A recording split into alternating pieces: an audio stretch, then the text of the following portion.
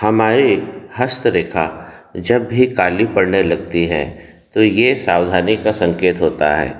इस हाथ में देखिए, यहाँ पे माइंड लाइन इतने एरिया में काली है, लाइफ लाइन इतने एरिया में काली है और हार्ट लाइन की स्थिति भी अच्छी नहीं कही जाएगी। तो जब भी इस प्रकार काले काली लाइनें हमारे हाथों में दृष्टिगत होती हैं, एक साथ बहुत सारी समस्याएं लेकर आती हैं। यहाँ पर इनकी जो उम्र है वो 37 वर्ष है, भोपाल के रहने वाले हैं।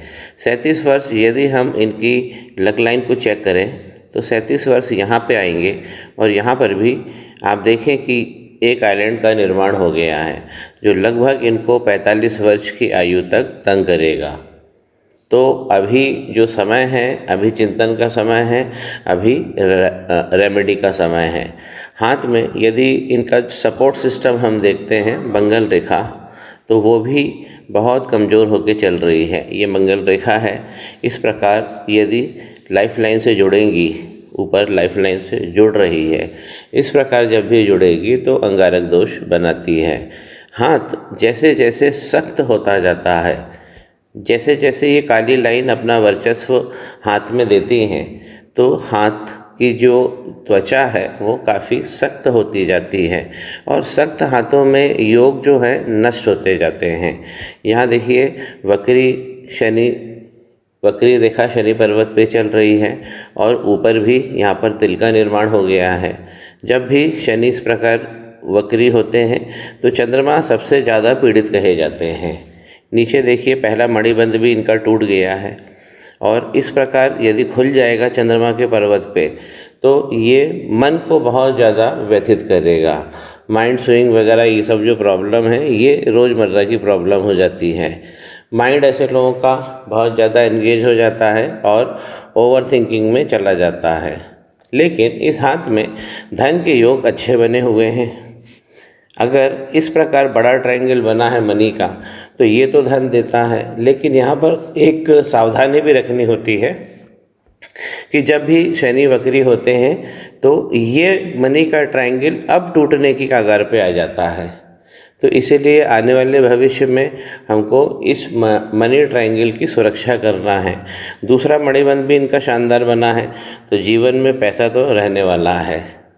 पर्वतों में कमी है, गुरु का पर्वत भी दब गया है इनका और यहाँ पर तिल का फॉर्मेशन भी हो रहा है। सूर्य पे ग्रहण लगा हुआ है जो कि सबसे प्राथमिकता के हिसाब से हटाना चाहिए। बुध के पर्वत पर जब भी इस प्रकार खड़ी लाइनें बनेंगी और अच्छी बिजनेस रेखा बनेगी तो ये संपत्ति की ओर भी दिखाती है, इशारा करती है और अच्छे व्यापार की ओर भी इशारा करती है।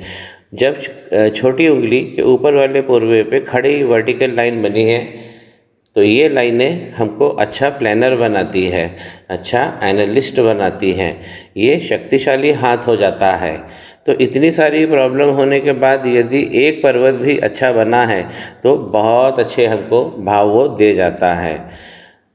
बचपन का संघर्ष यहाँ पे सीधा दिख रहा है क्योंकि यहाँ पर देखिए लाइफ लाइन में आइलैंड का फॉर्मेशन हो गया है। तो ओवरऑल इनके मैं 2 पर्वत बहुत अच्छे कहूँगा।